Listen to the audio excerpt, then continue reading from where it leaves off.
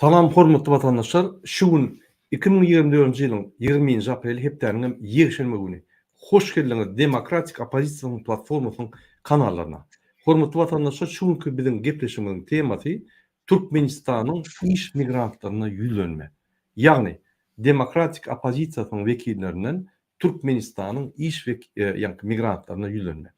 Biziň şu günkü gepleşigimizde ine Konstitusiýon Centrynyň ýolbaşçysy Muhammed Döýüji gatnaşýar. Muhammed aga, salamu aleykum. Selamünaleyküm ve aleykümselam. Selam vatandaşlar. Muhammed aga, ine maňa söz berseňiz, men birinji başlaýyn, onsoň ýanky sözleri ýanky gepleşigi dowam edip sözleri çalyşyp aramyzda. Ine hormatly vatandaşlar, şu günde Türkmenistanyň iş migrantlarynyň ýagdaýy Ilaytada, Rossiýada we Türkiýede gatagyr. Men misallar getireýin, siz menden hem gowy bilýäňiz. Şu Türkmenistanyň içinde ýaşaýan, sizin pullaryňyzy alýan adamlara ýanky düşündirmek üçin şu zatlar düşündirýän. Ine birinji Rossiýada başlaýyn. Men guruluşduğum iş migrantları bilen Rossiýadaky bizim Türkmen iş migrantlarymyzy dokumentlary, köpüsiniň dokumentlary geçen, möhüreti geçen. Köpüsiniň wizalary ýok, köpüsiniň iş ruhsatnamasy ýok, ýanky işlemek üçin. Şolary polis tutanlar, eger dokumentlary düzük bolanlar, onu urşalyp gidýär.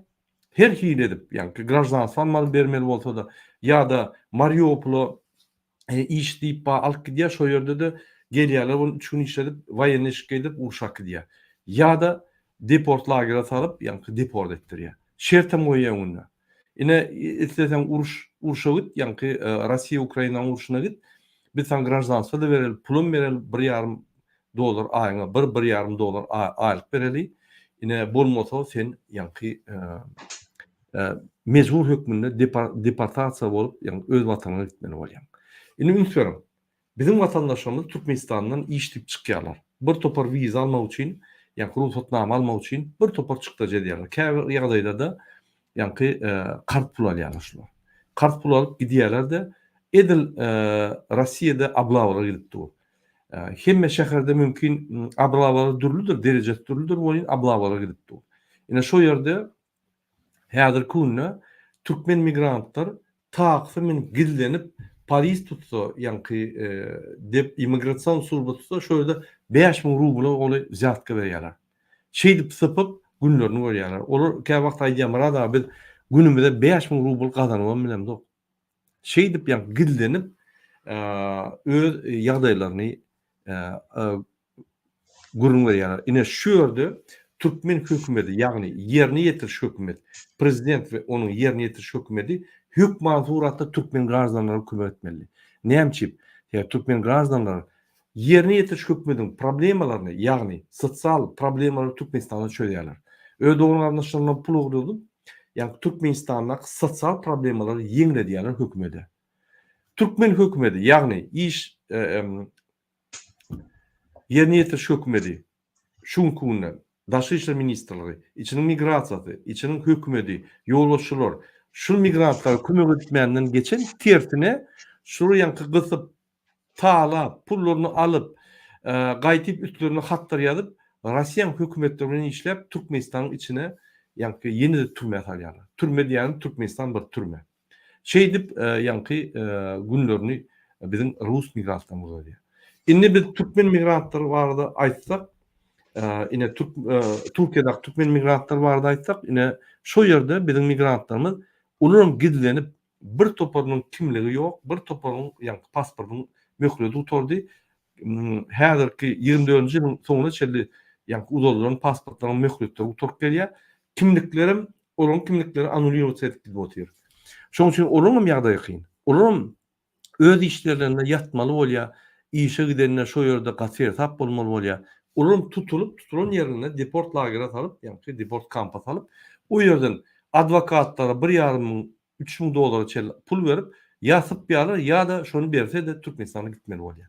Türkmenistana aýdanda da seni ýiberýärler, Türkmenistana sen bilen puluny tölemeli bolýan, ýa-da gidýän ýerinde, ýa-da Türkmenistanda. Ine bütün dünýäde şeýle bir karar bar da. Ine hatda menem Türkiýede deport nimetinde, aeroportunda deport kamerada saklananda meni isten uğrunu sayla diýdiler. Bunu Türkmenistany uğraçak bollar. Otaň isten uğrunu sayla diýdiler. Men bildimi öldür türediler.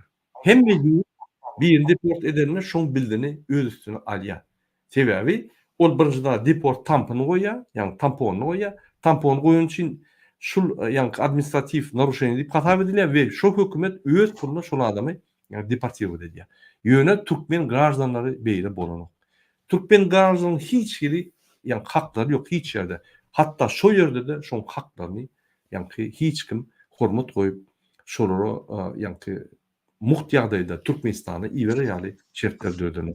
Ilaytada konsullugyny ýagny ýerine ýetiriş hökümetiň wekilleri şo ýerde bizim migrantlarymyza garşy hereket edýärler.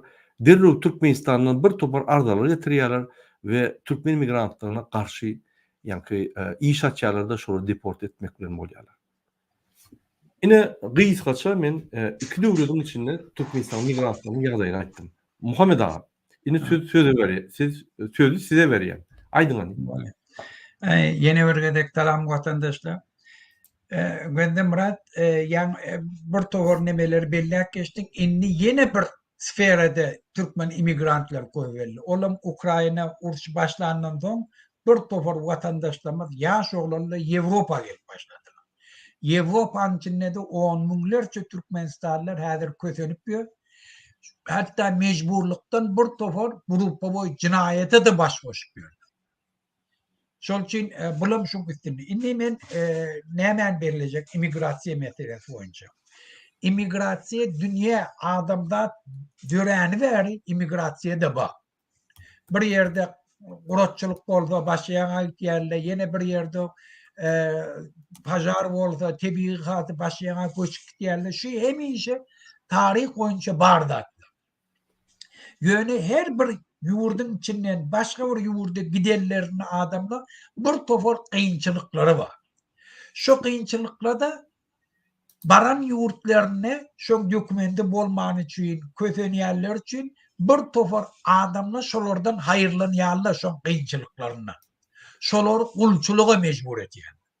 Şo sebäpden hem döwletler öz arasynda şu sosial problemi çözmek üçin şunu kanun esasında regulir ediliyor. Şu sebepten hem onun içinde yürüyte şunun üstüne gurrun edilip bir yurttan başka yurda immigrantlık gityen ýagdaýynda iki devletin arasında şu yurtta gityen yurttan ve şunu kabul etyen yurtların arasında saglaşenyeler olmalı. Şu saglaşenye näme napravlyn? Şolan hak hukukları bozulmar ýana. Şola gulçuluğa mecbur edilmer ýana. Şola arkaýyn öz ýurduna gidip biler ýana. Barıp işleyen ýurduna kanun esasında işläp biler ýana we beýlekle bilen deň derejede aýlyk tölenýär ýana. İş şertleri beýleklenki ýanaga gabat geler ýana. Çağalaryny okuwa berip biler ýana. Pensiýe meseleleri çözüler ýana. Şo taýda işleyen ýurtları pensiye hasabyna gurulur ýani. Eger iş hadise bolsa, şoňa nähili kanuny ýolla bilen şolara şert töredip şolary leçid ediler ýani. Kompensasiýa tölenir ýani. Bizim döwletimiz boldy. Bizi ýurdumyz talap oturan döwlet. Biz bir döwletden başga ýurda emigrasiýa gitýäk ki milyardlarça dollar girdejek. Nefte gada bay. Bizim ýurdumyzdan daşar ýurda gitmäge birinciden absolutly hajat ýok eger bir normal bir döwlet bolsa. Şu wagt bizim ýurdumyzdan adamlar şeýle daşara gitmegi diňe ýeketek günäkary kim? Türkmenistan dolandyryp oturan jinaýetkarlar. Yani Türkmenistanyň çiň mallaryny eýelenip, olar satyp Türkmen halkyny daşar ýurda gitmäge mejbur etýär. Şol için bütün imigrantlar, Türkmen imigrantlar bir zady bilsinler, sizin çekýän kıyınçylygyňyz diňe birje günäkary bar. Olam karamdady berdim Muhammed. Eger şu normal döwlet bolsa, şunu bilmeýän zatda onun içinde hemişe şolary aýdylypdy, leksiýalera çagyrýarlar, delegasiýalar uratýarlar. Hemme dokumentli elinde şolary aýdylýar. o sizin yurdunuzdan immigrantlar var mı? Oturun şu şartnamanı kol çekin, sizin halkınız közelmesin. Yöne bir şunu edene. Ne için edene? Ne için edene? Ona sebebi bu. Sebebi şu devletlere muhtizi kul hükmünde padarkı veriyor. Meşrulun üstünden izdivatı edin, ne edin, size kul getirip veriyor. Hemişe özünüz biliyorsunuz, Amerika'da iktisadiyet ösüp başlandıktan sonra, Amerika devletlerinden sonra, Afrika devletlerinin kulları satın alıp, Amerika'ya gidip şu tadı kulçuluğa mecbur ediyorlar, saklayadılar. İnni savremen diyor orada, eline dıncır vuran akladı, yöne zavut fabriklarda yatırıyor. Şol çiğnem, onun içinde yörüyte apırdileniye var. Savremenli, Rabisva ne diyeyim?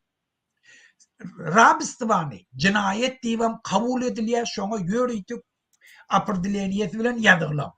Yani bir adama işleyen işine göre beylikle bilen den derecede hukuk tölenmese, eğer şun elinden dokümentini alıp dokümentin işleyen mecbur edilse, eğer iş yerine yatıp dursa, eğer belli devlet tarafından bellenen taattan mecbur olsa, şun hemmesi savremenli kulçuluğa kavat geliyor. Bizim Türkmenistan'ımızın daşarı yurtta 99% şun yanak yağdaydı. Dokümentleri yok, iş yerlerine yatıp duruyorlar, köprükleyin yatıp duruyorlar, apşicit yanak yerlerde, den derecede hukuk töleyenek, hem hak hukuklardan mahrum edilen. Yurduna da gidip gelip bilen akla. Pulun normal ne? Kanuni esasında öz yurduna uğradıp bilen akla. İşleyen yerlerine çağalarını okudup bilen akla kanun derecede. Pensiyeleri hatap bulanak, iş devurları pensiye hatabına girenak. İş hadisasında hiç taraftan, hiç taraftan kömek edilenek, onu hiç şun çıktıcılarını hiçbir taraf boyun alınak. Şol için Berdi Muhammedçi etmeli bilen Türkmenistan'dan karşısında cinayet ediyor. Ödüm men konstitusiyan doğru yerine getiriyeni elini Kur'an'a koyup, konstitusiya koyup kasım için adam. Şol için ben Kurbanlık bayramına hemmeniz çağırıp şu tadı şu meseleleri aytmalıyım. Şu mesele bağ mı? Bağ. Hükümet etmeyen mi? Etmeyen. Hükümetin etmeli iş mi? Ne için edenek? Biz şu soruyor. İslenlik bir devlet hükümete geldi. İslenlik hüküm. Şuna gitti. Birinci osurtta şun etmenlatlarının biri daşarı yurttaki imigrantlar yardayına yetişip şoları kanunilaştırmalı. Şoları devlet, şoları korumak öz üstüne boyununa almalı. Şoları normal işler, normal hak töledir yani, kimsizçiliklere yol vermeli. Çağlar okat bilir yana etmeli. Pensiye meselelerini çözmeli. Eğer işte bir travmadan altı hükmen devletle öz arasındaki şartnamanın esasında şolun çıktıcılarını tölemeli. Şol için şu hükmen devletlerin edamalı da. Eğer Türkmenistan'da bir siyasi ütköştük olarsa şu birinci borçlarının biri. Şonun biz hemmek şahit ya. Daşarı yurttaki imigrantlar. Közenip görüldü. Sizin hemmenizin bir cebetbakçılığınız var. Olan şu karanlığı. Sebebi kanuni borcunu yerine getirenek. Yurdumuzu talaya, sizi kulçuluğa tavşırdı. Şol için eğer siz gelip hareket ettiniz, öz hakkını talep ettiniz, şu zatla kanun esasında bulmalı zatla. Dünyadaki bar normatifli olacak. Kanada'nın içinde dürlü yurtlardan ştak işçiler getiriyorlar. İmigrantlık koy. Filipin'den doğulu. Yöne hemmesini hükümet tarafından kolluğu var. Hiç kaydı biz doküment işleyene, biz doküment yaşana, işte kemsedilene, iş şartları beylikle bilen den derecede, töleneyen aylıkla da beylikle bilen den derecede. Öz yurduna da arkayın gidip geliyorlar. Şoloştak işlemeye gelme için absolut hiç kıyınçılığı yok. Öz yurduna gitme için hem hiç kıyınçılığı yok. Şu sebepten şu şartları döretmeklik devletin borcu. Hükümeti dolandırıp oturan adamın borcu. Şunu yerine getirmeyi biz talep etmeli. Doğru. Muhammed ağa, siz gowudat belli geçtiniz. Men şonu aýtmakda unutupdym. Sosial problemler boýunça da iş migrantlaryň birinciden türkmen iş migrantlary daşöwürtde işlänne şonuň pensiýasy ýörenip. Bir. İkinci, şonuň hiç bir sosial garantiýasy ýok. O diýmek näme? Egerde bir adam yaraman, ýagny gospitala düşse ýa-da yaraman öýüne ýatsa, şoňa hiç bir kömek, strahowka ýok, kömek ýok. Şoňa ýanky banisa baranna hökümet bir tarap esasy ýanky şoň çykdyjylaryny götürmeli hökümet ýok şol. Sebäbi şol hiç ýerde dokumentanly ýok şol adam. Ine haçanda siz bir ýerlikde garadan işlän ýagdaýymyzda garadan işlemek diýmek bez dokument işlemek. Garadan işlemek diýmek arkasynda ýanky zarbitny plata boýunça dokument ýok. Siz registrasiýa edilmediňiz. Size ofitsialny aýlyk türlüň ýok. Sizin ofitsialny şoduňyz ýok. Sizin ofitsialny dokumentiniz ýok. Legalny şuň kunna sizi tasdiklayan we siz yksadyň içinde bir element hökmünde tasdiklanýan dokument bolman soň size nelegal migrant diýerler we garadan işleyen migrant diýerler. Ine şu garadan işleňde senin hiç bir sosial garantiýaň ýok. O näme? Sen значит hökümete pul geçiren ok, nalog hökmünde o nalogdan sana erti yaramasaň ýa-da birden maýyp bolsaň bir 2-3 hepde pardon, yaramasaň 3 hepde ýa-da maýyp bolsaň sana kompensasiýa tölenmeýär. Ýa sen hiç ýerde ýok. Sen alýan aýlyň garadan bolansoň bermeli hakdan 30% bolýar. Hakyk bermeli hakdan sebäbi sen biz zakony. Sen dokumentin düzük bolmansoň sen bir zat gürläp başlasaň sen polisiýa tapşyrýar. Sen hiç bir hakyň ýok. Diýmek izначально baştan sen hakyň bolmansoň sen eýýäm gulçuluğa girmeli bolýar. Gelin indi biz serederiň gulçuluğun nämedigini ýa-da YouTube'da ine ýürüte определениýasy var. Muhammed ağa dogry belläp geçdi menem alalaşýan. Ünsverin. Ine men okap bereyim. Современное рабство – это незаконная эксплуатация людей для получения личной или коммерческой выгоды. Оно может принимать различные формы, включая принудительный труд или принуждение людей соглашаться на низкую оплату, сексуальную эксплуатацию, домашнее рабство, криминальную эксплуатацию и сбор органов. Men türkmençe terjimesine deyin. Häzirki zaman gulçulugy adamlaryň şahsy ýa-da täjirçilik maksady bir kanun eksploatasiýa etmeklikdir.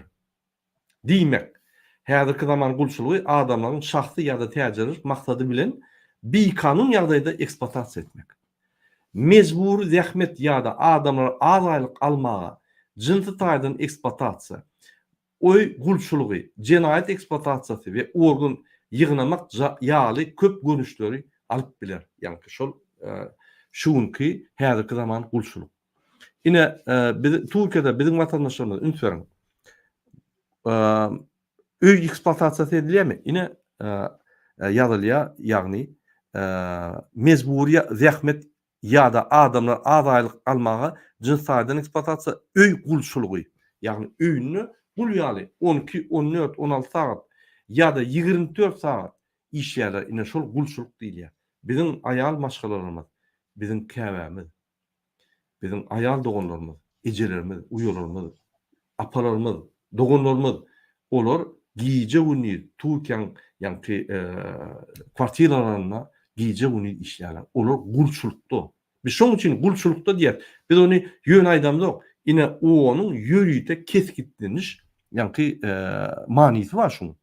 İnternette de ýazylgy. Meze görkezin ine şu ýerde onuň ýörüýte dakladyna ýanky häzirki zaman eksploatasiýanyň görnüşleri diýip ýazylgy. Häzirki zaman gulçulugyň görnüşleri diýip ine bar. Şunu okap bilersiňiz hormatly watandaşlar. Şul videoň aşagyna ссылка durur. Şonu özüňiz giýip okap bilersiňiz. Ine şu ýerde ýazylýar, рабство является одной из самых тёмных страниц человеческой истории, однако оно не ушло в прошлое и обрело новые формы. Сегодня около 43 миллиона людей являются жертвами рабства, большинство из них женщины и дети. Ünsverin, şuňky günde 7 milyar halkyň içinde, halklaryň içinde, adamlaryň içinde 40 milyon adam gulçulukda. Onun 1 milyonu Türkmen halky. Ben şoň üçin aýdýan, Türkmenistan bu erwet iň zulüm matriçsi. Biz şul döwleti täzeden urmaly. Şul Türkmenistanyň başına gelen kezzapçılık, adam öldürüp gelen Gurban bilen Serdar Berdimuhamedowlar o bizim üçün gulluk eden oklar, olar Putin'in gullary. Putin üçün hizmet edýärler. Bizim tek döwletimiz guramdyk. 91'den bäri biz döwletimiz gurup göramdyk. Bize derek o Türkmen maşy lakamly bir kezzap Niyazow öz döwletini gurdy. Öz Türkmenistany. Onan basyp öldürüp Gurbanguly öz Türkmenistany gurup otyr. Serdar kisi.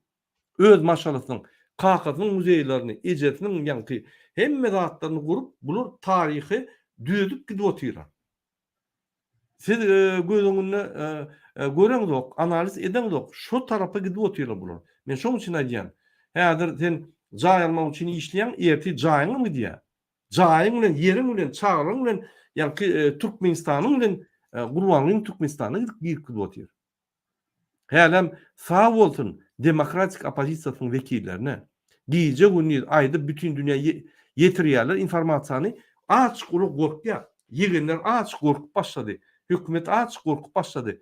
Hökümetde işleýän kezzaplar açyk çekinip başlady. Unutmaryň şu zatlara.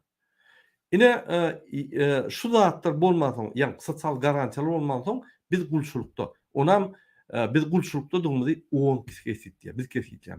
Onun определениýasy var. Ine şoň определениýasy boýunça bizim aýal gyýlarymyz gulçulukda, erkeklerimiz mecburi ýagdaýda zawodlarda, fabriklarda ýaşap gulçulukda ýa-da kwartiralarda gidilip öýler gulçuluk ýerler. Öýler düşünen ok. Näme bolup geçýänini, öýlerin gulçulukdadygyny düşünen ok. Şu bizim iş migrantlarymyz. Biz häzir şu tema ýene-de ýa detalaryny aýdar. Ýöne şuňlukça ine biz gulçulukda şunu biz doğru boyun almaly. Doğru boyun almasak biz öz-özümüzi ağladığımız bolýar. Dünyada ine onuň maglumaty boýunça ünsürüm. Dünyada 40 milyona goly gul bar, gulçulukda ýaşayan adamlar, şonuň 1 milyonu Türkmen. Ol bu ulda.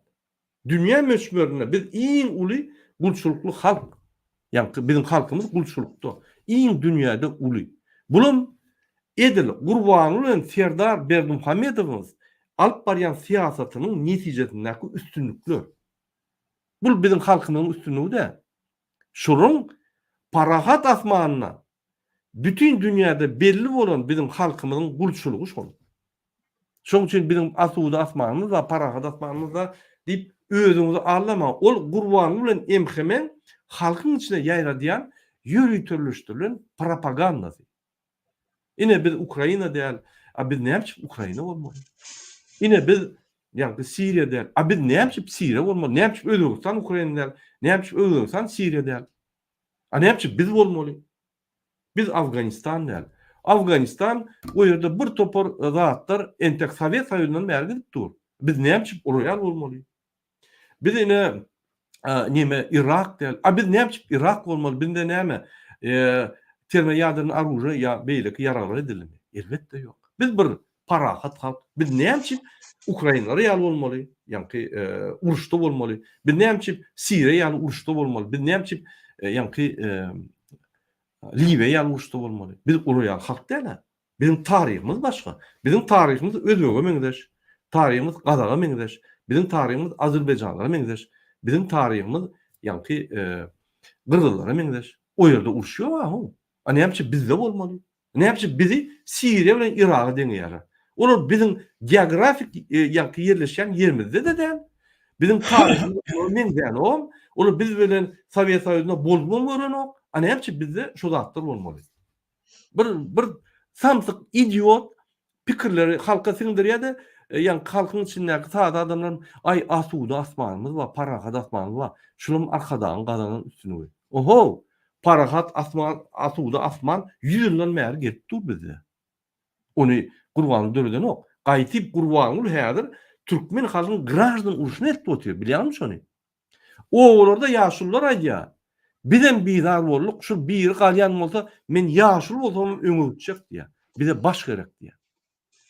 Şul opozisiýa birleşip bir hereket etmezmika? Bizem bir baş tapyp ılgap şul iksan atalı idiotlar aýyp bir adatlyk toýumyzy etmezmika diýip ýaşullar arzu edýär. Ak sakally ýaşullar oğullarda. Mollalar arzu edýär şonu. Müftüler arzu edip başlady. Halka gurrunu yok. Şunu diýişin gyjap otyr. Ine gulçuluk men kesitlenmek, duýajy kesitlenmek şunu. Şunu oň kesitledi. Bizim halkymyz agyr ýagdaýda gulçulukda biz şunu düşündirjek bolýar. Häzir rejim näme diýär? Bir topar artistleri, blogerleri, uwda zatlar görkezip Türkmenistanyň öňü diýip rejimi meni öňü diýip ýa-da öňe sürýär. Olar möhüm, elbetde. Häzir TikTok'larda şol ýa-da ýallaklar, çepekçiler gaty ornat başlady. Sebäbi aktivistleriň deportasiýasy güýçlenip bolan aktivistler ýatdy häzir. Indi aktivist diýen adamlar ýatdy da. Öňüm aktivist däldir olar. Haýp edip çykyş edýär. Hakyky aktivist görüşini dowam edýär. Görüş gidip otyr. Hiç nada garamazdan. İçinde daşyndan. Hormatly vatandaşlar, men diýjek bolýan zadym, biz gulçulukda, biz boyun almaly şonu. Biz eğer şu prezident häzir Niyazow bolsun, Gurbanow bolsun, Düýeci bolsun, Gurbanow bolsun, Serdar bolsun tapawy ýok. Ofitsialny onuň ýanky nemesi bar. Biz gulçulukda boldy. Kesitlenmesi bar. Mana Muhammed ağa, aýdym. Murad ağa, men goşşakladym maşyň üstüne. Watandaşlar, yani Murad ağa bir zady belleşdi. Hökümetiň propagandasy eger ýurdun içinde hereket başlandy, Siriýa öwrenler, ýene bir Ukraina öwrler falan. Bulan hemmesi yalanlar. Näme üçin yalan? Eger hökümet islemeyen bolsa ýurdun içi, bizim ýurdumyz Awganistana, Siriýa öwrülmek islemeyen bolsa, onu hökümet birinciden özü etmeli, borcuny ýerine ýetirmeli. Birinciden Türkmenli emigrant bolmaly däl. Türkmenistanyň baýlygy ýetik öz halkyny saklamagy. İkinciden, belli sebäpler bilen gidipdirli halk şolary eýe çykmaly. Şolaryň hak hukukyny gollamaly. Olu gulçuluk derecede hayırlanar ýanak edilmeli. Şolun iyidinde bir döwlet durullugyny hemme kişi duýdurmaly. Üçüncüden, ýurdun içinde kanunçylygy doly öz kasam içinde adyna. Doly ýerine ýetirmeli. Şolunu ýerine ýetirjek bolsa, adamlaryň kanun bozmak şertlerini ayırmalı. Näme üçin hökümetiň içindäki adamlar kanuny bozýar? Näme üçin?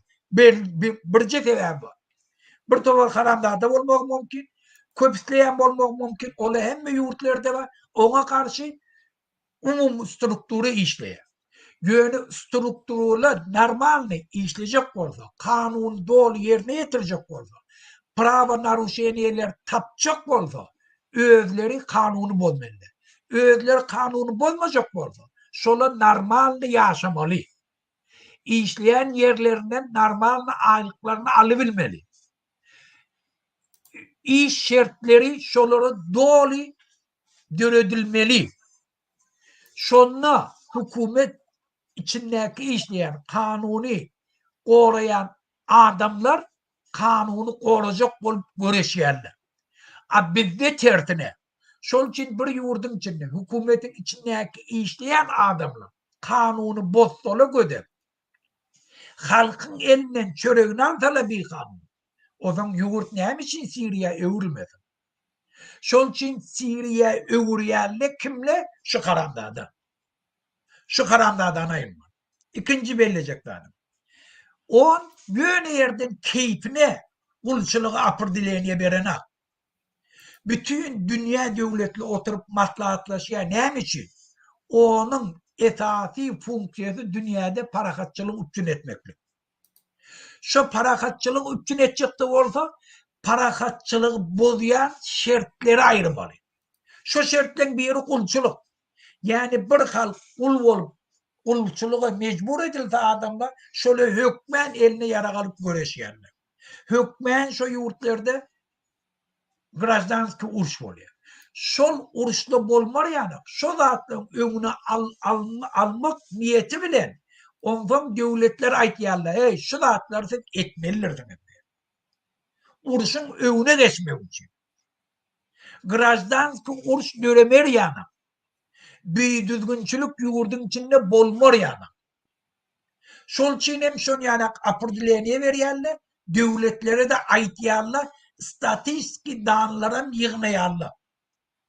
Hemişe şonu kontrol etmek için, şola bolmar yana, cinayetçilik ösmer yana. Şol için Türkmen devleti birinci özi terörist, birinci özi Türkmenistan'ın howpsuzlygyny bozyan adam.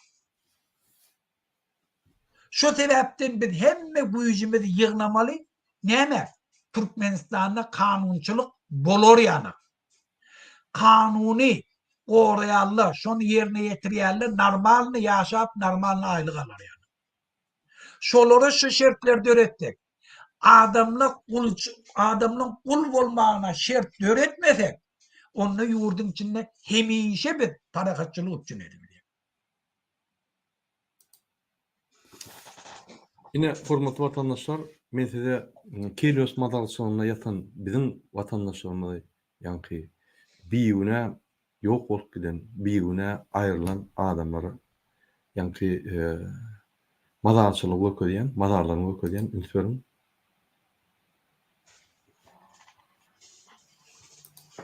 Yani şu adamlar doğrudanam daşary ýurda gidip şu ýerde ölmelerler. Daşary ýurda gidip şu ýerde işlemelerler. Agyr gününe çıdaman üýüşüp bular ýanky aragyçya ýa başga da diýär. Diňe bularda başgalaram giýje günde işden soň bir ýerden ýanky açyk Keter bolup ölýär. Hawa keter bolup ölýär. Açyk ýanky organizmini ýanky ruhtadan ve fiziktadan goşatmaly bolany araga içmeli bolýar ve şurada atrawlyan bolup ölen adamlar. Diň olar däl.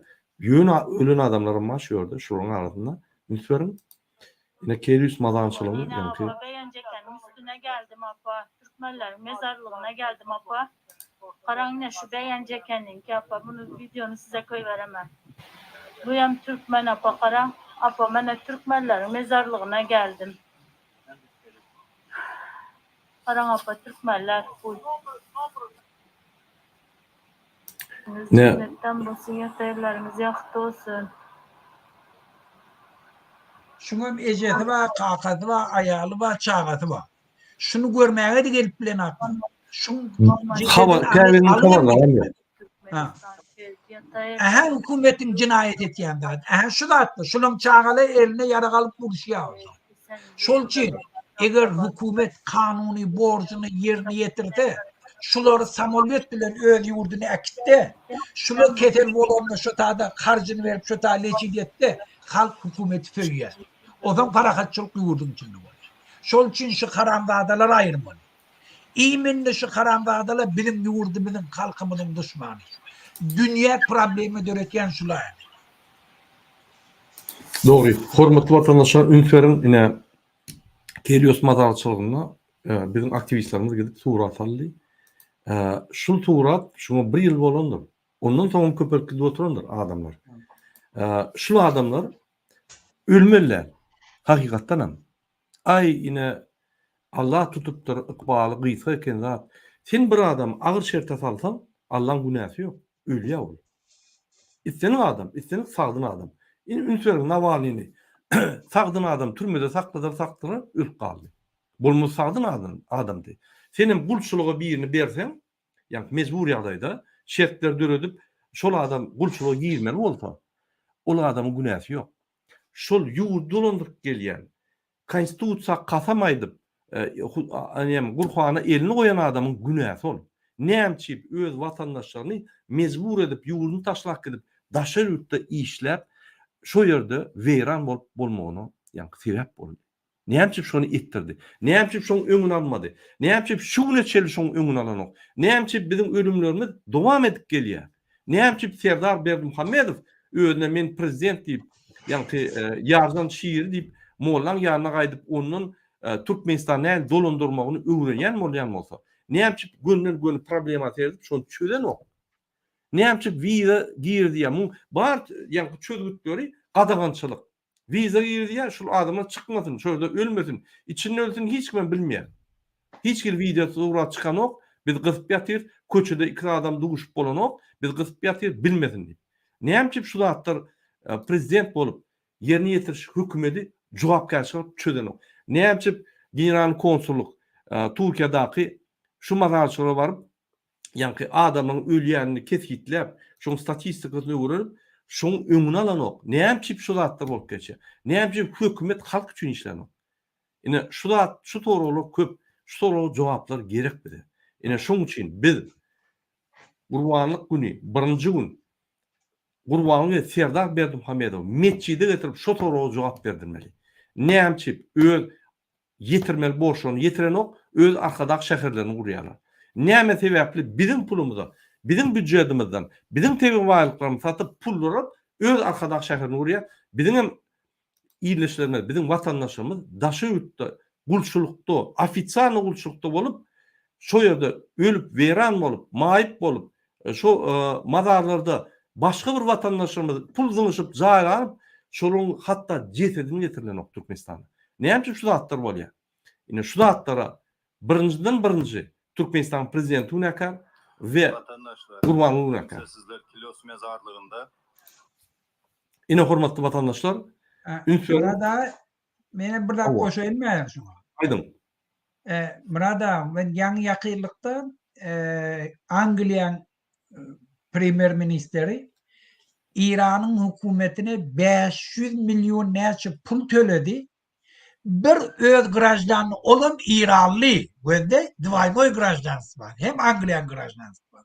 Şon türmeden çıkarıp alıp geldi. Hiç de adam de, öz kardeşlerini görmäne gidipdir. Hiç kimem de, aýtýan bir hükümette işleyen adamım de, bir grajdanı prosto. Ya meselen İsrail, bir tane ölen adamının matlygyny almak üçin näçe tane teröristi türmeden boşatýar, şonu alyp gelmek üçin. Bizim grajdanlarymyz ähneki ýatyrly, şuna hiç de diýene, we şunu alyp gitmelik kellelerini diýyor. Yani bular bizim halkymyzyň pristavitellerde, bizim ýurdumyzyň hakyky eýelerde, bizim halkymyzyň taýlamadyğı adamlary, bular diňe borçlary ýurdu taýlamak. Şonu etýärler. Şol üçin bulardan biz diýmeli. Biz men özüm näçe habarlar eşitýärdim-de, Türkmenistanda ham menem ananmaýardım şoňa da. Meselen habarlarda eşitýär, ay bir tane grajdanny bir ýerde ölüpdir, şonu samolyot bilen getirýär. Aýtýar, o bir grajdanny gidip näçe pul terip döwletin başga etmäni işi ýokmu diýär. Ýok, hakykatdan bula etýär eken şo. Sebäbi halkyň sesini aljak bolsalar, şu zatlary görkezmeli. Aýtmaly, men şunu etýärdim. Bizde demokratiýa ýok, bir adam hemme kişi elçar fotoýadan eden etdiğini etýär garanda. Şol üçin watandaşlar, eger demokratik döwlet bolsa, eger hakyky adat taýlaw geçirildi, eger metbuat adatlygy bolsa, eger kanunçylyga mehanizm bolsa, hormat goýdurulýan mehanizm bolsa, onuň döwletiň içindäki işleýän adamı öz etmeliladyny etýärler, halka gowrunjak bolup, halkyň göwnüni aljak bolup, enlik saýlawdy özüni saýlatjak bolup, onuň halka yaranjak bolýarlar. Gowy işleri etýärler. Şol üçin biz hökmen Türkmenistany ütgetjek bolsak, gurbanlyga barmaly. Gurbanlykda hökümeti jogapkärçilige çekmeli. Şu videolary ýaýratmaly. Şu urda hereket etýän aktivistleri gollamaly. Bitapawut bolmaly. Bizim hemmemizin ykbalymyz şu zatlarda. Şu videolar näçe köp ýaýratsak, näçe köp adamlar şunu eşitdi, näçe hökümet işgärleri şunu eşitdi, ola da öz hak hukuklaryny göz ýetirer. Siyasi ütgeşikli bolsa, ola näme kazanjagyny göz ýetirer, öz betbahtçylygynyň kimdenligini bilerler. Hükümeten eger durjak bolsa, onu hökmen bir towar zatlar etmeli bolar. Şu haramzadalar şu video seyredip, ondan immigrantnyň şeýle ýaşamagyny gözüni ýumyp bilmer. Ogly bilen kakasyň arasynda dawa bolar. Ola diýer, "Ho, kaka, sen näetdirip ber?" Hemme ýerde aýdy otelli, biziň etmeli adamyzam şu.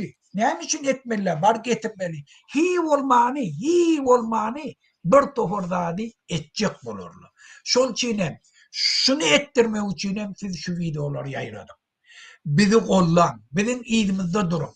Bir towar gep gurrunda bardyr, eýle, beýle. Ben bu adam taýlajak bolamda. Biz bu atla Muhammed Düyeci ahaleke perişte diydirecek bolum da. Bir de gelip Muhammed Düyeci en ervet adam. Yöne şun kun men ervetliğim sizin derdini çözme. Meni kollap şun kun. Şu haramdadani, şu videolar, şu haramdadadan din tanıp erti kun siz özüňizde şert törekýäňiz gowa adamlary, arasy adamlary saýlamaga. Şol için kimde kim şun kun gelip aktivistler biri düşman etjek bolsa. Ay bir eyle, bu falan diyecek bolsa. Bilgin, bilip ya bilmeyen düşmana hizmet etýär. Şun kun bizim hemmemizin durmuşumuzun ıkbalı barıca da var. Şu haramdadadan din var.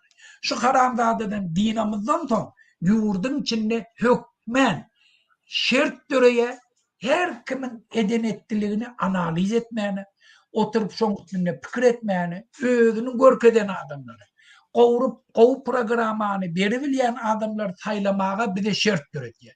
Bu kun ol adam eyle, bu adam beyle, ol dine düşmanım. Bizim aramızdaki talyan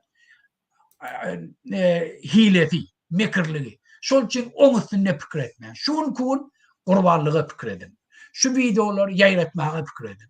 Şu videoları her bir Türkmenistan'ın içindeki işleyen adamla, şu tadı hükümetin içinde işleyen, halkın kuluğuna, öz hak hukukunu doğru göz yetirmeye, kim şunun bedbahtçılığı, günahkarlığını göz yetirmek için şu videoları yayratın. Sağ olun Muhammed ağa. Yine hormatly vatandaşlar, bir demokratik opozisiyanın adından azap çekip günne 12-16 saat işleyen daşörtde bizim vatandaşımıza bilinýär. Siz Türkmenistan'ı terk edip maşgalaňyzy, finans problemalaryňyzy çözjek bolup daşörde gitmeli bolmaňyz. Giýje uny işläp Türkmenistan'a allygyna puly berýär. Biz hasap etdik. Ortaça 1.300.000 golay, 1.500.000 golay Türkmenistan'ın raýatlary daşörtde işleýärler. İş migrant hükmünde. İstenin adam Türkmenistan terk edip gidelim bolsa dogan anlaşlarına yankı puly berýär. Diýmedim diýende biz 1 milyon adam alıp bilýär. 1 milyon adamın yankı 80% $200 taşlasa Türkmenistan'a kimde kim 500 geçirýär, kimde kim 700 geçirýär. $200 alan ýagdaýymyzda Türkmenistan'a her ayda minimum $160 milyon gelýär. Diňe daşynda işleyen Türkmenlerden. Türkmenistan'ın hükümeti pul tapman, bütün dünyada dilep, kardalıp, kardıçı olup kaldı, üstüne ulyalar. Avrayı dökül gitti. Dubai'den $300 milyon alıp 3-4 ay Türkmenistan'a saklak geldiler. Ünlüklerin 300 milyon 3-4 ay sakladılar. Ayda 160 milyona oluyor. Dine bizim öz migrantlarımız, yani iş migrantlarımız Türkmenistan'a pulu oluyor.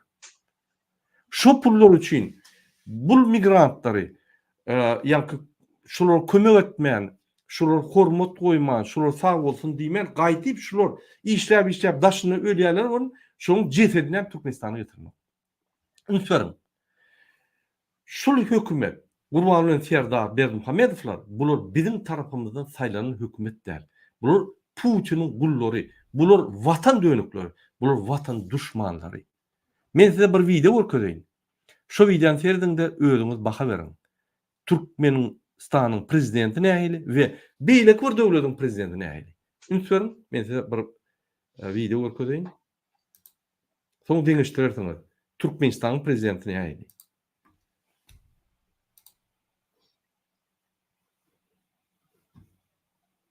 Nähili prezident bolmaly?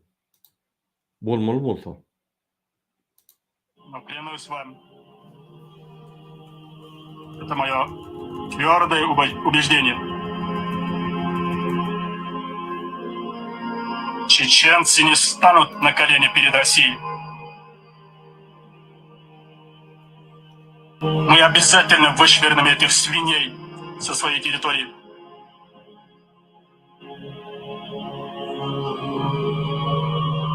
Никогда России не удастся поставить на колени чеченского президента. Ünsörüm, hormatly vatandaşlar, gaty baýdan zady bar. Никогда Россия не поставит чеченского президента на колени. Bizim bolsa iki tane idiotlarymyz. Göl varıp ayağına yıkılıp ayağına oşuyalar. Rossiyada bir zat bolsa birinci bolup böküp ýa-ni öz gynanjyny bildirýärler. Ine häzir Lewapdaky bolan tragediýa, ýa uragan tragediýasynyň wagty geldi. Şulardan adam söýlem çykmaz. Gynanjym bildirmez öz halkyna. Ine şoň üçin ýa şu ýaly prezidentler bolmaly. Öz halkyny üçin mert duran, öz halky üçin janyny beren, beýleki prezidentlere boyun egmeýän, diňe halkyň mähbitleri, döwletiň mähbitlerini gorayan adamlar gerek. Döwletde şol ýaly adamlar işlemedi. Bizde ol döwletde ýok. Bize döwlet guruş sistemasynyň hümmetini nola getirdiler şu iksan keza. Diňe ýallak kezaplary öňe çykaryp, diňe ýallak kezaplara daýanyp, diňe kriminalçyklary öňe çykaryp bandit hökümet ýasatdylar. Bandit hökümet o bizim hökümetimiz. Inanmarsaňyz, ol Habib, ol Triýekdaşyan oglan, ýa aýdymçy bolup süren. Ýene de çykdy. İkinji gezek Triýekde tutulup daşna çykdy. Ünsüň Mansur Mengelov jenaýat işi ýok. 17 ýyldan bäri ýatyr. Hiç zat jenaýat işi ýok. Amnistiýa berilýär, ýatyr. Ine Türkmenistanda aktivistler ýatyr türmelerde. Hiç zat eden zatlary ýok. Olar amnistiýa çykmar. Olar kezzap derler. Olar ýallak derler. Şoň üçin bu döwlet diýenim hökümet döwlet bolýar-da. Halk däl, şu hökümet we şoň ýolbaşçylary diňe kezzaplar öňe goýup, kezzaplary goýup, kezzabı sanyp Türkmenistany kezzap sanyp atlandyra ýaly. Şoň üçin 6 ýaşdan 70 ýaşa çeldi. Ýaş, garry, aýal maşgaly bolup, häzir aýryt nädem geldi, öňe çykmaly. Hormatly watandaşlar, demokratik opozisiýasy siziň agyr günleriňizi bilýär. Daşary ýurtda işleýän iş migrantlar. Entören şu kezzap Serdar Berdimuhammedowyň soňky çykaran karary Türkmen halkyna Turkiýa gidenine 30 ýyllyk wizasyny alyp gitmeli. Ýagny wizasy baryp bolanok. 30 ýyllyk 3 aýlyk baryp bolýar, ýerine wiza alyp bolýar beýle halklar ýaly. Indi bizim hatta şolar ýaly haklarymyz ýok. Ol wiza ýa girmek meselesi diň ollal. Indi şol wiza girdilenden soň senin şu ýere baryp kimdige alyp bilen ok, şu ýere baryp jaý alyp bilen ok, hiç alyp bilen ok. Birinji kimlik problemaňy çözmeseň sen jaý alyp bilen ok. Öň şu ýaly şertler ýok. 3 aý gelip bolýar içinde.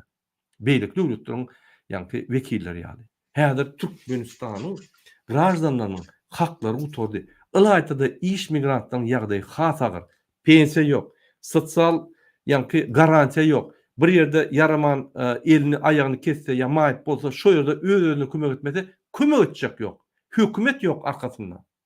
Şu grajdan diýeninde ýygyňda hökümet bolmaly. Diýmek sen bir döwletiň wekili, şu döwletiň ýolbaşçylary, ýa saýlanan adamlar sana garamaly we sana kömek etmeli. Han şol atlar?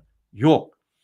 Türkmenistan sizden pul alýan dogun garyndaşlaryňyz günne Türkmenistanyna produkt alýar, guruluş materiallar alýar, eşikler alýar, onuna Türkmenistany aýlýar, Türkmenistanyň ykysady aýlýar, Türkmenistanyň hökümeti onun ýa-ni giýdej alýar. Salgyklar we alýar. Türkmenistanyň içine näçe ýük gurulsaňyz o ýerden ýa-ni pullar alýar. Giýdej diýip tamojna pullary. Indi ünsüň öz we ýa-ni hökümetde işleýän adamlar, kezzaplara açyk pul töleýär. Şularyň galan pullaryny ýa-ni öz ýaşamak üçin bir $500 gazanmalar, galan $350 halky silkildirär.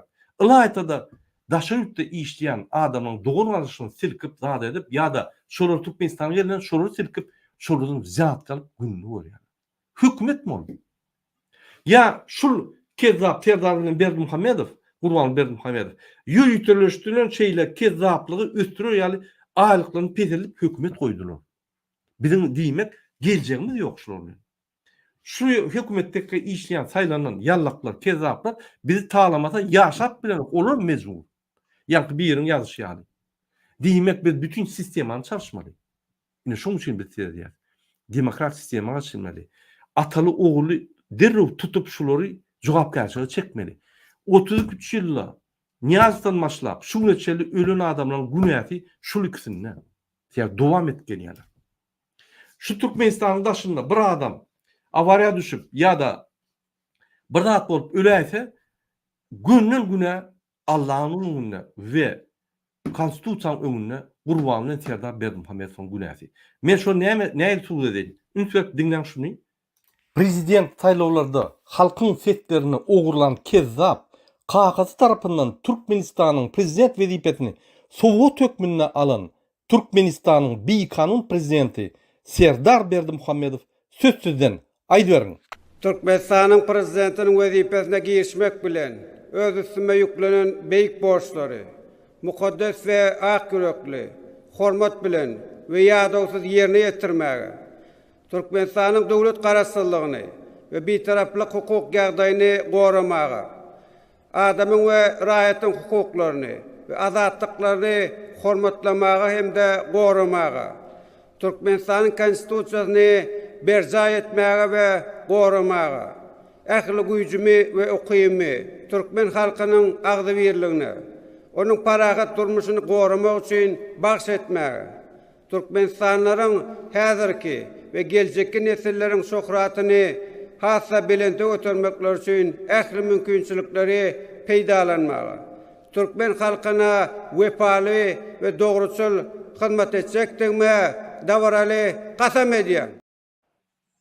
Ine hormatly vatandaşlar, hakykatdanam prezident we ýerine ýetiriş häkimeti, ýani kabinet ministri we onuň ýani prezidentiň ornmasary ýa kabinet ministriniň başlygy prezident Serdar Berdimuhammedow, onuň vice-premierleri, ornmasarlary, ministrleri, ýagny Türkmenistanyň organlaryna işleýän, diňe hukuk gorayan organlarda, beýleki organlardaky işleýän adamlar iş ýerlerini döredip bir topar halka gerekli sosial binalar gurmalylar. Zavod, fabrikler gurmalylar. Biz şu daşına gitmeyen içinde işler, şu yerde yani medeniyet öýleri, zat jaýlary, sadikler, mektepler, banisalar, etraflaryň ýollaryny, köçelerini hemme zatdan oňurmalylar. Şolar etmeliler. Şonuň günün borjy. Günne işe gidenine şu meseleni çözmeli adamlar zat çözen oga. Diňe kimi talap bolýar? Men tutuldum. Sen ya emhemede nimeň barmy? Daway jaňat men 10 000 berýän, men sypdyryň edip berip öz aralarynda kezzapçylyk edip, ýagny Türkmenistany 100% kezzapçylyga batyrdylar. O da ýaşular aýdýar. Daşow, Lewap, Mari, Balkandan, Ahal welaýatyna. Bir de gıtçılykdan batyrlyk. Indi iýmene de zat ýok. Biz kezzapçylykdan batyrlyk. Murada şunu gaýrat edip telewizde aýtyp berdi ýalar. Ine men aýdýan. Ýaşular şondan batyrly. Hormatly vatandaşlar, men size bir zat aýdýan. Şul biziň geljegimizi gurnamak üçin şul hökümet bize geljek gurnap bilmez. Biziň geljegimizi gurnamak üçin ine gurbanlyk güni bir gün hemmämiz üýüşip çyksak, bir sagatda mesele çözülýär. Bir sagatda sen doğru anlaşılan Türkmenistan'a gelýär.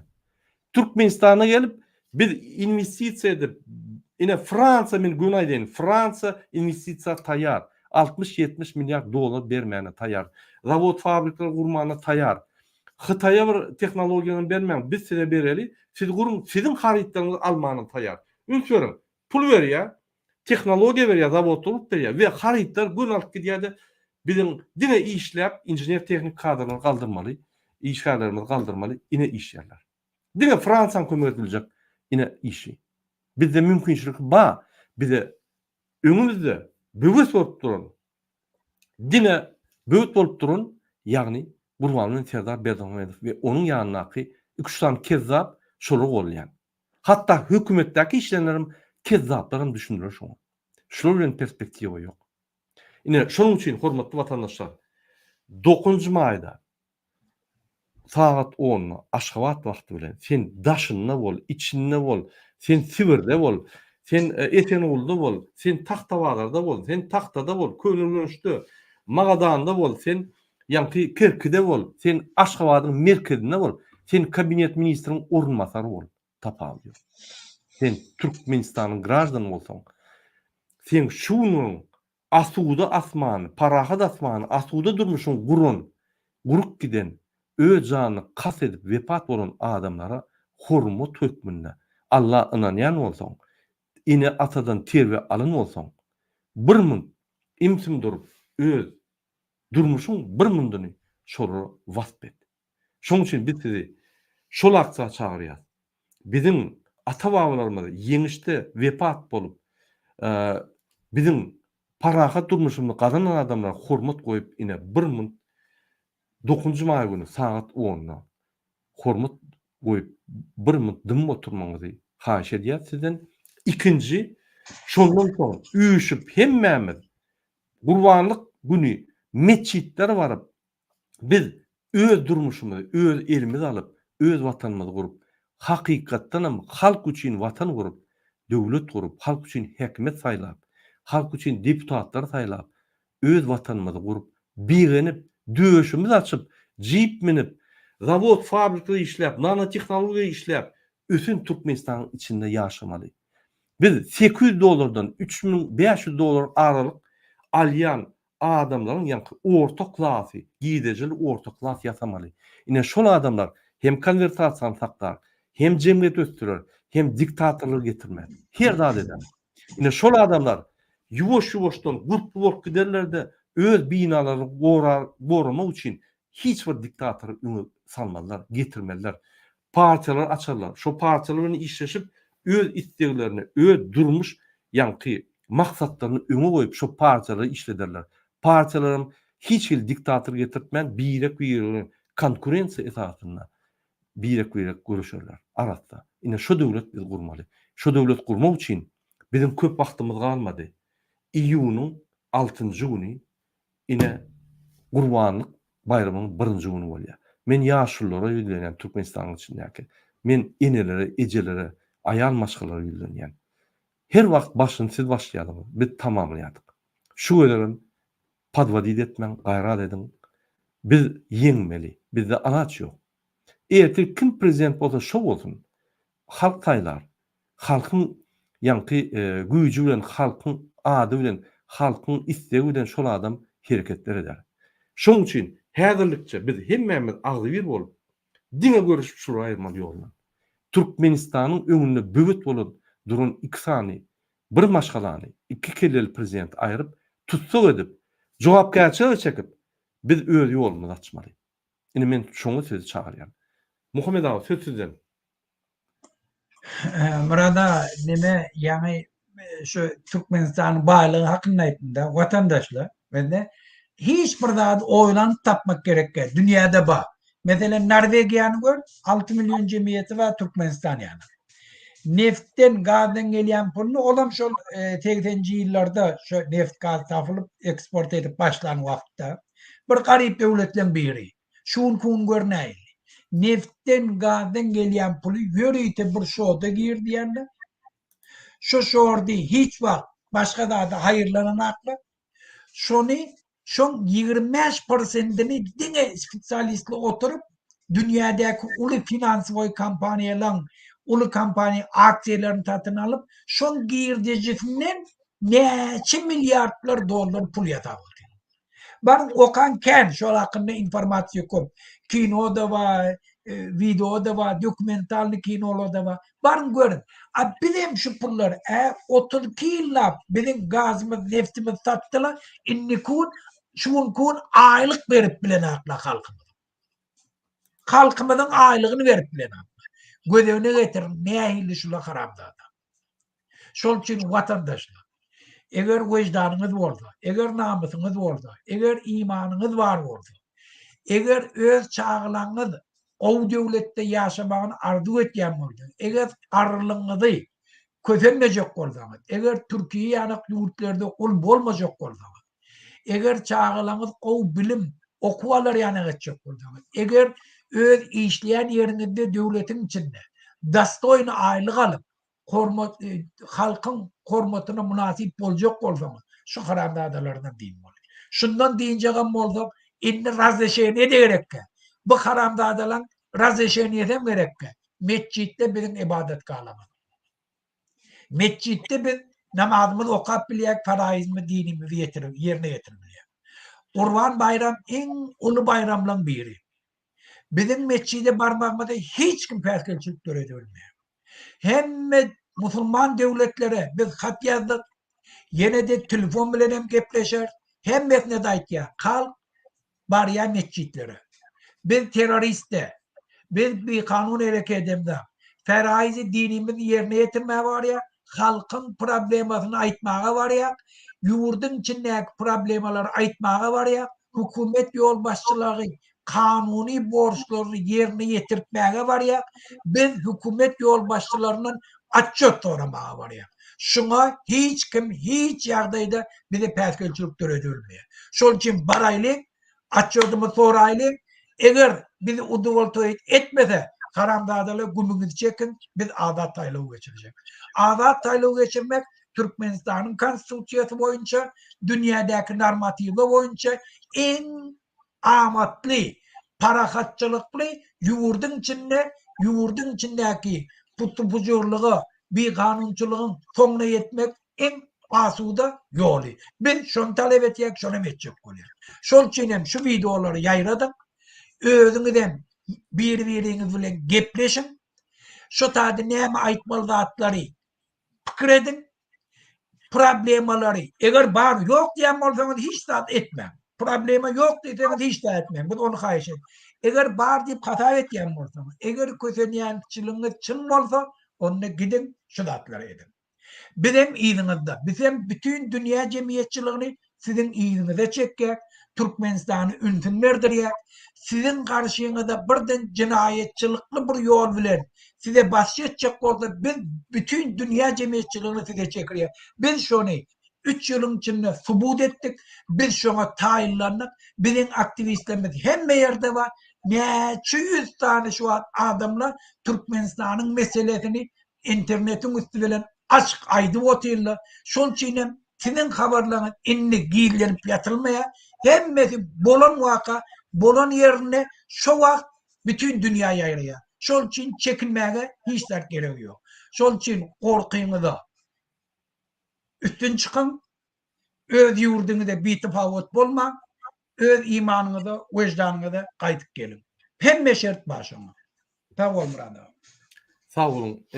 Muhammed abi, yeni bir durup geçecek bolýan bizim aktivistlerimiz raportarlıkta geçen Ramazan ayı Ramazan bayram namazı boyunca bir topar videolar, suratlar arlyk hem yerlerden ummatsız adam vardı.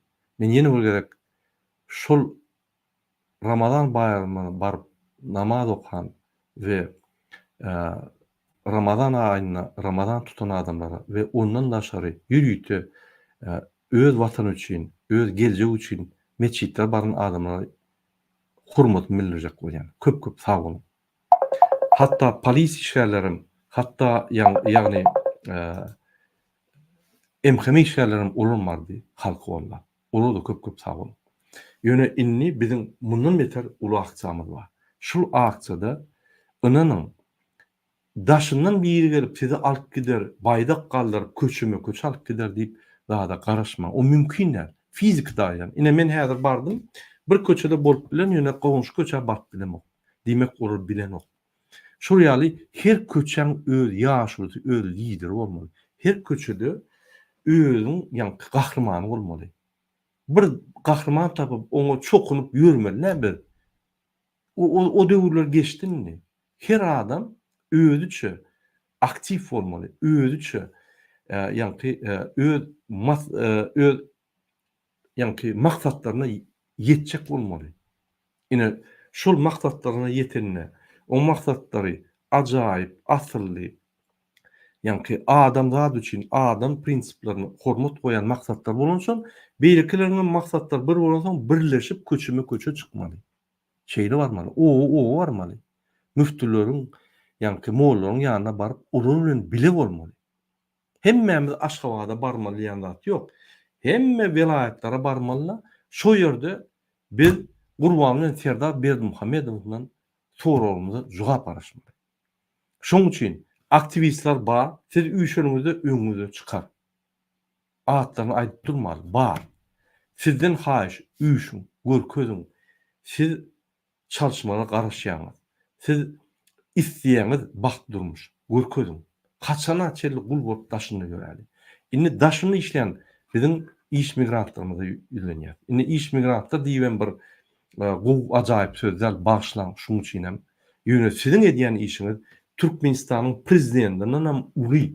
Sizin goşunluğunuz Türkmenistan'ın iqtisadını yani toplamak için koyan pullarınız. Sizin ediyen sosyal problemaların yani çözeyen problemalarınız Türkmenistan'ın prezidenti Serdar Berdimuhamedov çölünden o. Inanın Serdar Berdimuhamedov mara varıp kayıttı. $1 milyon gowrak pul yöne zıngırlı. Üçtü adamlar turdup bir aylap tırnovka edip gıynap zat edip gıynap ýöler. Häzir hatta studentleri ýa-ni perrif bolanlar daşna gidip kiostan fitçal garny doýurýarlar. Olam ýok. Şolu daşna çykarmany gorkýarlar. Soğutkolaryny barýarlar. Ol rýaly faşist ýa hökümet bolmaly. Läla ho türkmenler siz ýadyňyzdan çykardyňyzmy?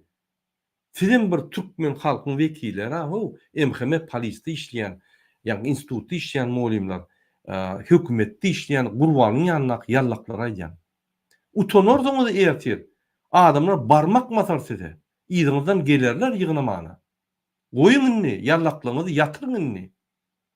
Habib ýaly bolmaň o, bollun edin.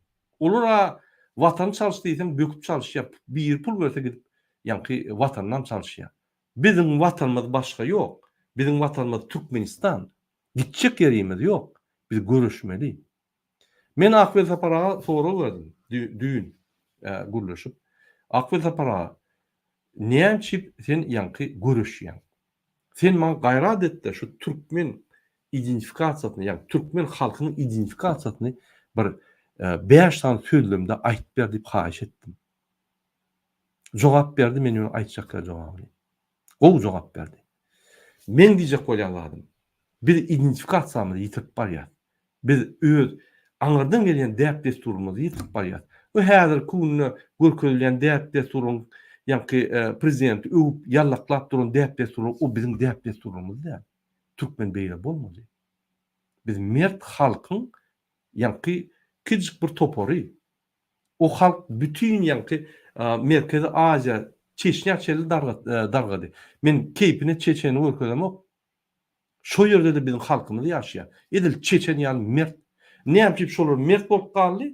Biz bolsa şo bir halkdan dürülen adamlar Türkmenistana ýallyk bolup galdy. Düşündirin maňa. Ýanyň kommentarida şuny. Hormatly watandaşlar, şunuň bilen biz öz efirimizi utarýar. Muhammed ağa köp taňar ýakasyň gelip ine Koordinasiýon Sentrynyň adyndan demokratik opozisiýasynyň wekili bolup gelip çykyş edýän pikiriňler ýa-ni ýyllar boýunça görüşüp gelýär. Demokratiýanyň prinsiplaryna, demokratiýanyň sistematyny Türkmenistana ornaşdyrjak bolup bütün energiýany goýup görüşüp gelýär. Köp taňar ýakasyň size. Benim öz adımdan senden, sizin aktivistlerinizden minnettar, iyili giderli. Ben bilýän näde. Diýjegini diýişiňiz şu ören, gowy häsiýet, gowdat, şunu ýanak näçe aktivistlerimiz köp bolsa, sizin aktivistleriniz ýanak. Biz hökmen ýeňer. Bitjek ýörýok. Muny ýanak diktatorlar taryh köp gördi. Bir diktatorum däp, bir garamdada. Hiç bir dada okuýup bolmaýok. Gepini aýdymam bilenak. Siyasata da düşünene, dine oğurluk etmeyen bile o da korkup bir tarihi vaktta bir cinayet edip de hükümete gelen adam.